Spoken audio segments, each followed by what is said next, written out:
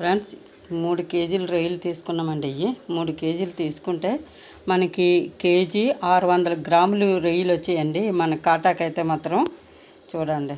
ఈ నరం ఇంకా తీయాలి, తీయలేదు ఇంకాను. తీద్దాము, ఈ నరం కూడా తీద్దాము.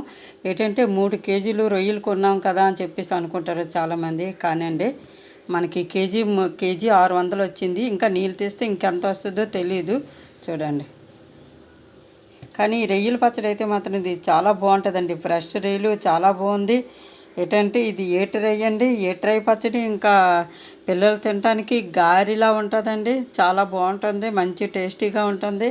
ఈరోజు అయితే మాత్రం అండి పచ్చడి అయితే నాకు ఆర్డర్ వచ్చింది. ఇంకా వీటిలో బిజీ. ఇంకా ఇవి నరం తీసి చూపిస్తాను.